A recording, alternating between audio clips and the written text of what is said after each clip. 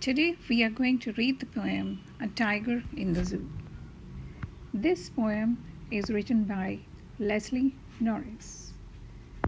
He was a Welsh poet born in Wales in 1921.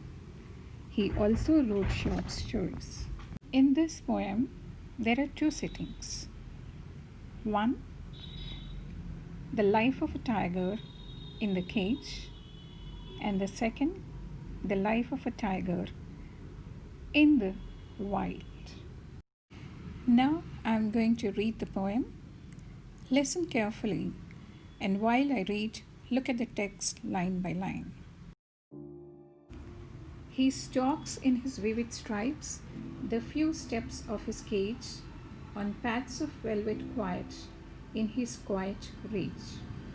He should be lurking in shadow, sliding through long grass near the waterhole where plump deer pass. He should be snarling around houses at the jungle's edge, baring his white fangs, his claws terrorizing the village. But he's locked in a concrete cell, his strength behind bars, stalking the length of his cage, ignoring visitors. He hears the last voice at night, the patrolling cars, and stares with his brilliant eyes at the brilliant stars. After listening to the poem, now we are going to analyze it stanza by stanza. Okay, let's begin. He stalks in his vivid stripes the few steps of his cage. Now, who is he here? He here refers to the tiger. And what is he doing? He's walking in his vivid stripes. Vivid means colorful.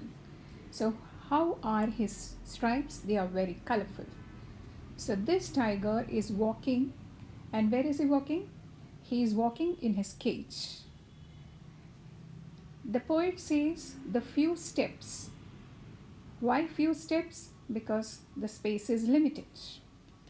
He cannot take many steps as he used to take in the jungle because the cage is restricting his movements. On paths of velvet quiet in his quiet reach. Paths here refers to the paws of the tiger. And how are his paws? His paws are as soft as the velvet. And that's the reason why when he's walking, it's very quiet. The sound of his footsteps cannot be heard because his paws are very soft. In the last line, the phrase quiet rage is very significant. The meaning of rage is anger. And here it is, quiet rage. When you are angry, you are loud, you shout. But here, the tiger is suppressing his anger. He's quiet. His anger is as quiet as his footsteps. Let's look at the poetic devices. We can see that the word cage in the second line rhymes with the word rage in the fourth line. So the rhyme scheme is A, B, C, B.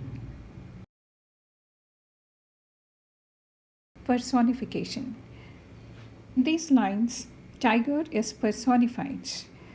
The tiger is not being referred as it, but it is being referred as he. So the poetic device is personification.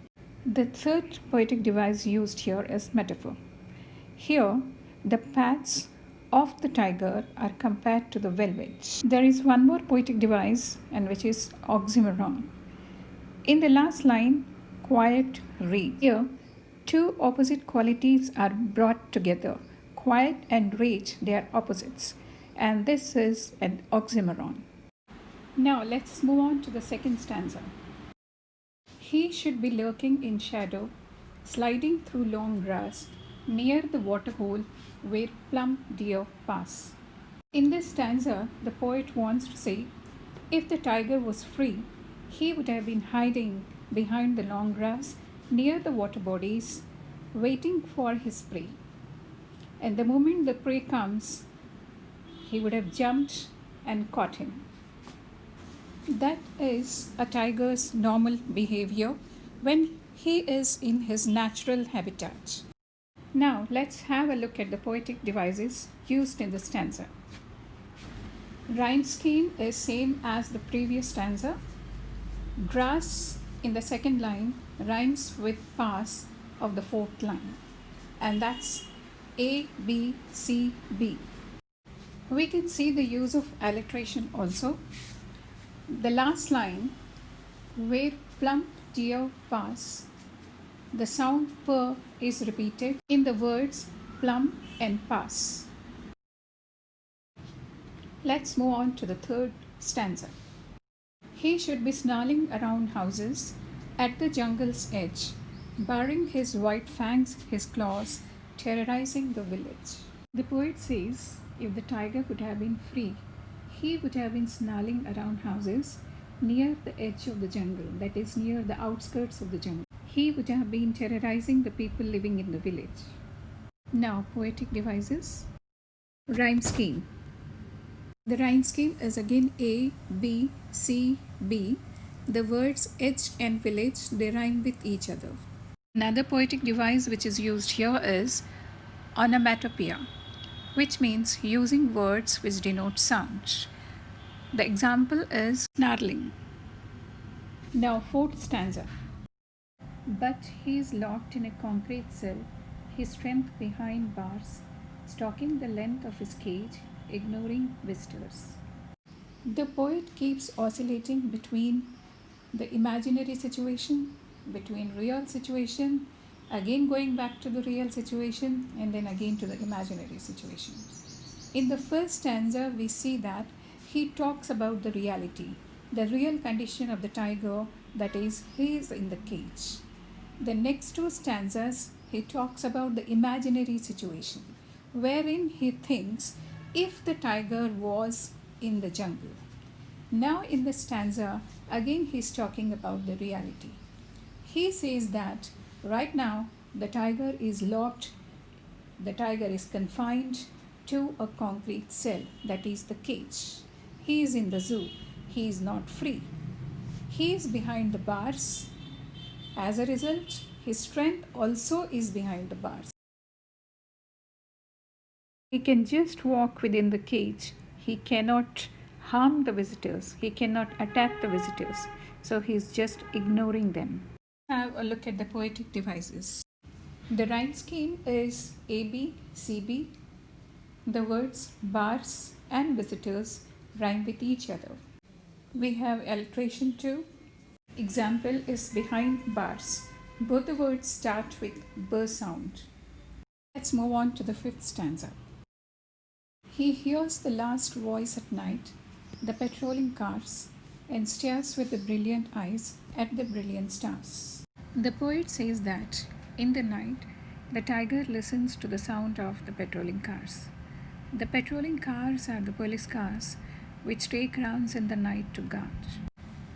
And then he stares at the stars with his brilliant eyes. He is sad because he doesn't have anything to do. He is imprisoned. So to divert his mind, he looks at the shining stars with brilliant eyes. Maybe he's praying that he should come out of this cage. Poetic devices. As in the other stanzas, the rhyme scheme is A, B, C, B. The words cars and stars rhyme with each other. We have personification. The tiger is personified. We have an example of alliteration too. He hears. Both start with the same sound.